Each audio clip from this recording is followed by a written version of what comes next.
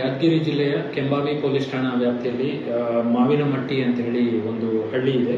So ಅಲ್ಲಿ ನಿನ್ನೆ ಅಂದರೆ ದಿನಾಂಕ 30ರಂದು ರಾತ್ರಿ ಸುಮಾರು 9ರಿಂದ 10 ಗಂಟೆ ಸಮಯದಲ್ಲಿ ಪರಮೇಶ್ವರ್ ತಂದೆ ಮಲ್ಲಣ್ಣ 27 ವಯಸ್ಸಿನ ಒಂದು ವ್ಯಕ್ತಿಯ ಕೊಲೆಯಾಗಿದೆ. ಇದು ಅಪರಾಧ ನಡೆದಿರುವ ಸ್ಥಳ ಅಲ್ಲಿ ಮಾವಿನಮಟ್ಟಿ ಗ್ರಾಮದ ರೇವಣಸಿದ್ದೇಶ್ವರ ದೇವಸ್ಥಾನದ ಎದುರುಗಡೆ ಓಣಿಯಲ್ಲಿ. ಸೊ ಈ ಅಪರಾಧ ಸ್ಥಳದ ಎದುರುಗಡೆನೆ ಆ್ಯಕ್ಚುಲಿ ಈ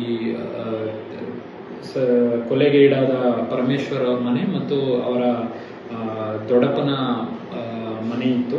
ಸೊ ಹಲವಾರು ವರ್ಷಗಳಿಂದ ಈ ಎರಡು ಕುಟುಂಬಗಳ ಮಧ್ಯೆ ಆಸ್ತಿ ವಿವಾದ ಕುರಿತು ವೈಷಮ್ಯ ಮತ್ತು ತಕರಾರು ಇತ್ತು.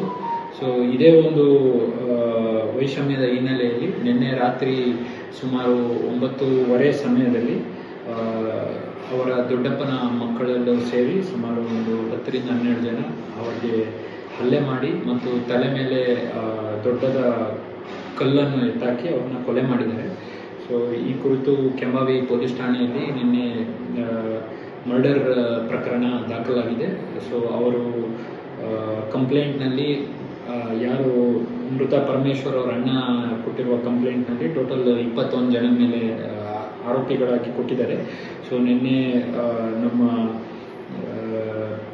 CPI ಹುಣಸ್ಗಿ ಅವರ ನೇತೃತ್ವದಲ್ಲಿ ಇದು ತನಿಖೆ ಪ್ರಾರಂಭ ಆಗಿ ಕೂಡಲೇ ಒಂದು 3 ಜನನ ಬಂಧನ ಮಾಡಿದ್ದಾರೆ. ಸೊ ಇನ್ನುಳಿದ ಆರೋಪಿಗಳನ್ನು ಸಹ ಮತ್ತು ಅವರ ಪಾತ್ರ ಏನಿದೆ ಈ ಕೊಲೆಯಲ್ಲಿ ಮತ್ತು ಈ ನಿನ್ನೆ ಈ ಕೊಲೆ ನಡೆಯುವ ಮುಂಚೆ ಏನು ಕಾರಣಕ್ಕೆ ಈ ಜಗಳ ಸ್ಟಾರ್ಟ್ ಆಗಿದೆ ಅಂತೆಲ್ಲ ಇದನ್ನು ಮುಂದಿನ ತನಿಖೆಯಲ್ಲಿ ನಾವು